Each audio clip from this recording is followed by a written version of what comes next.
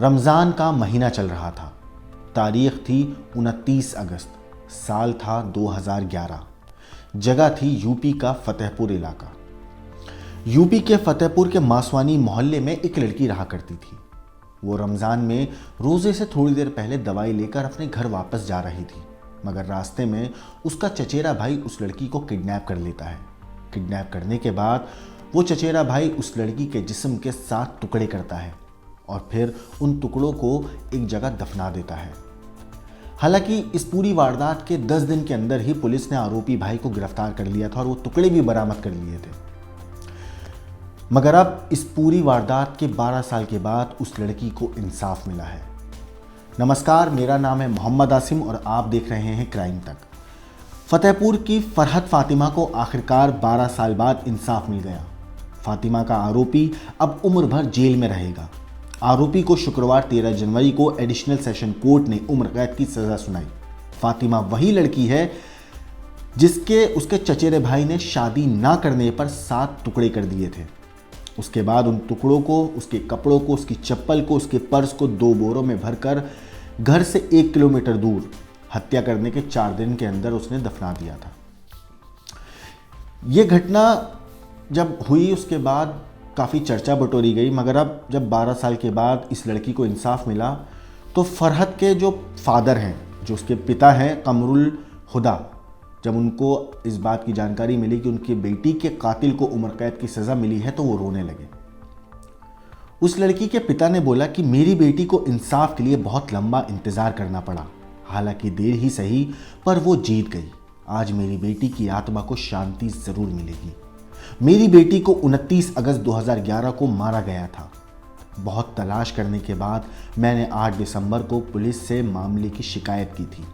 9 सितंबर को मेरी बेटी के टुकड़े मिले थे। मेरी बेटी तब 28 साल की थी। वो बीएड कर चुकी थी और यूपीएससी की तैयारी कर रही थी।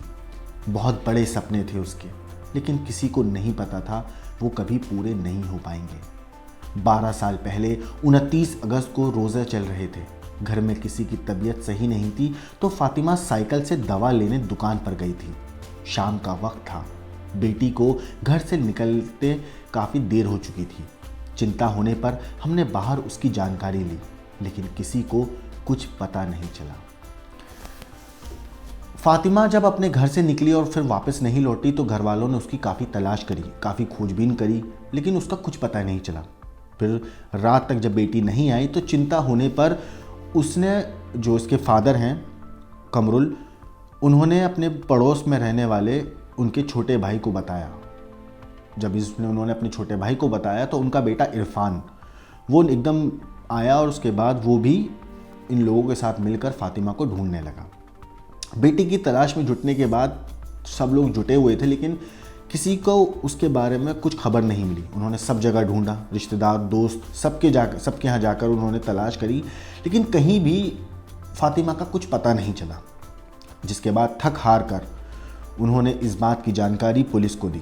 8 सितंबर को पुलिस से शिकायत करने के बाद पुलिस छानबीन में लग गई और इसी बीच पुलिस ने 9 सितंबर को कमरुल हुदा, जो लड़की फातिमा के फादर हैं, उनके छोटे भाई के बेटे इरफान को हिरासत में लिया। पहले तो इन लोगों को समझ में नहीं आया कि आखिर इरफान से पुलिस क्यों पूछताछ कर रही है, मगर जब पुलिस ने फातिमा का वो मोबाइल फ़ोन बरामद किया और फिर उसके बाद जब पुलिस ने कमरुल हुदा को, फातिमा के फादर को, जब उसमें इरफान के मैसेज बताए तो वो भी हैरान थे। इरफान लगातार फातिमा को मैसेज कर रहा था। वो उसको मैसेज में दबाव बना रहा था शादी करने के लिए, वो उसे डरा रहा था, उसे धमका रहा था, कॉल पे लगातार उसको परेशान कर रहा था।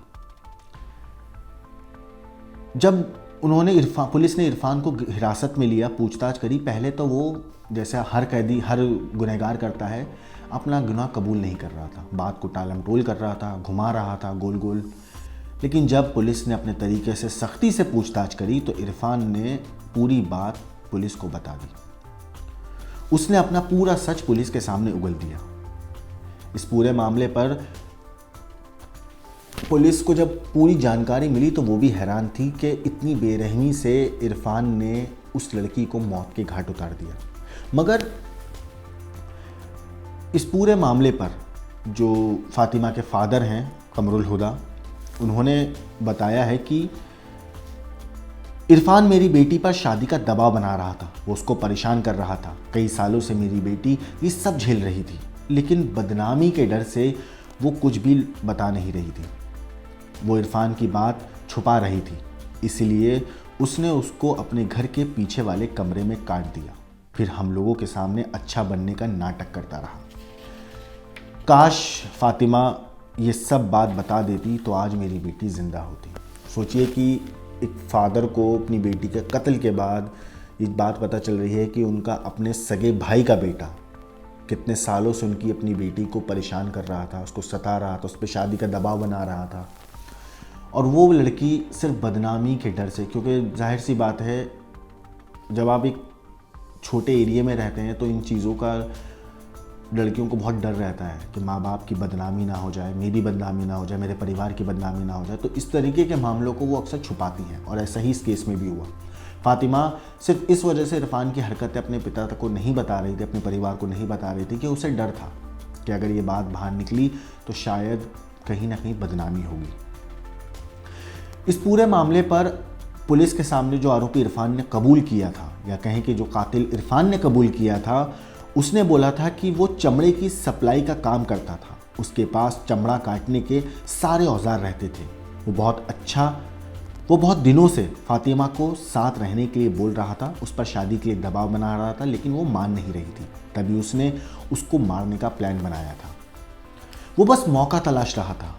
इरफान ने पुलिस को ये भी बताया कि रोज़े के वक्त उसके अम्मी अब्बू, मतलब फातिमा के अम्मी अब्बू तो बीमार थे, वो दवाई लेने गई थी, लेकिन इरफान के जो अम्मी अब्बू थे, मतलब इरफान के जो पेरेंट्स थे, वो एक रिश्तेदार के यहाँ बाहर गए हुए थे, तो वो घर पर अकेला था।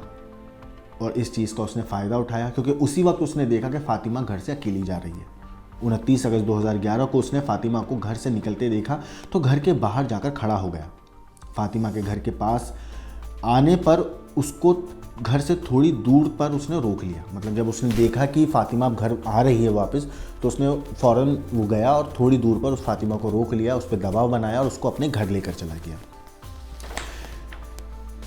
इसके बाद उसने फिर वही राग अलापा फातिमा के सामने कि शादी करनी है मुझे तेरे साथ ज़िंदगी भर रहना है, मैं तेरे से प्यार करता हूँ, झूठी सच्ची बातें कर आके उसको चाह रहा था कि वो किसी तरीके से शादी के लिए हाँ कर दे, लेकिन फातिमा ने हाँ नहीं करी, वो मना करने लगी। इरफान ने जैसा पुलिस को बताया और जैसा मीडिया रिपोर्ट्स में आया, उसके हिसाब से इरफान ने ये बात कबूल करी कि मैंने घर पर पहले से ही चापड़ लाकर रख लिया था। जब वो नहीं मानी तो उसके सर पर पहले वार किया, जब वो गिर गई तो उसके जिस्म के चापड़ से 7 टुकड़े किए, उसका सारा सामान और शरीर के टुकड़े 2 बोरों में भर दिए, फिर ज़मीन का खून भी साफ कर दिया। उसके बाद घर से बाहर निकल गया। मैंने चमड़े की सप्लाई करने के बहाने 4 दिनों के अंदर दोनों बोरों को ठिकाने लगा दिया। मतलब 4 दिन के अंदर वो थोड़ा थोड़ा जो फातिमा के जिस्म के टुकड़े थे वो और कपड़ों का थोड़ा थोड़ा हिस्सा चमड़े के सप्लाई करने के बहाने घर से बोरे में भर के लेके जाता और उसके बाद उन्हें डिस्पोज कर देता। मगर पुलिस ने वो सारे टुकड़े, वो सारे कपड़े, चप्पल, पर्स सब बरामद कर लिया था। 8 सितंबर को इरफान ने ये भी बताया कि 8 सितंबर को जब उसके पिता ने पुलिस को कंप्लेन करी और 8 सितंबर को ही जब घर के नीचे पुलिस आई तो वो थोड़ा डर गया था लेकिन वो नाटक करने के लिए नीचे उतर गया और फातिमा को लेकर पुलिस से सवाल जवाब करने लगा। उसने फातिमा को जल्द से जल्द ढूंढने का पुलिस पर दबाव बनाया, लेकिन इरफान ने बोला कि उसे पता नहीं चला कि कैसे पुलिस को उस पर शक हो गया। हालांकि इरफान को ये नहीं पता था कि पुलिस को 9 तारीख को उसका फ़ोन मिल गया था, जिसके बाद उन्होंने उसे पूछताछ के लिए उठा लिया, जहां मैंने उनके डर से सारा सच कबूल कर लिया। उसके बाद पुलिस ने फातिमा के टुकड़े भी बरामद कर लिए थे। इस पूरे मामले पर फातिमा के अब्बू जो चाहते थे कि उनकी बेटी के इस कातिल को फांसी की सज़ा हो, लेकिन अदालत ने उसे उम्र कैद की सज़ा सुनाई है, जिसके बाद उन्होंने कहा है कि ठीक है, मेरी बेटी को कम से कम इंसाफ तो मिला। हालांकि अदालत ने 32,400 रुपये की जो रकम है वो फातिमा के परिवार को दी जाए ऐसा बोला है। हालांकि कोई पैसा किसी बेटी की ज़िंदगी की तो तुलना नहीं कर सकता है। सोचिए, भरी जवानी में एक बेटी की मौत हुई है और उस बाप ने अपनी बेटी के जनाजे को किस हाल में कंधा दिया होगा कि 7 टुकड़ों में उसका जनाजा था, 7 टुकड़ों में उसकी लाश घर आई थी। सोचिए किस किस हालत में उस बाप ने उस लड़की को कब्र में दफनाया होगा। इस तरह की कहानी के ऊपर आपका क्या कहना है, आपका क्या सोचना है, हमें कमेंट करके ज़रूर बताएं और देश और दुनिया की बाकी क्राइम की खबरों के लिए देखते रहिए क्राइम तक।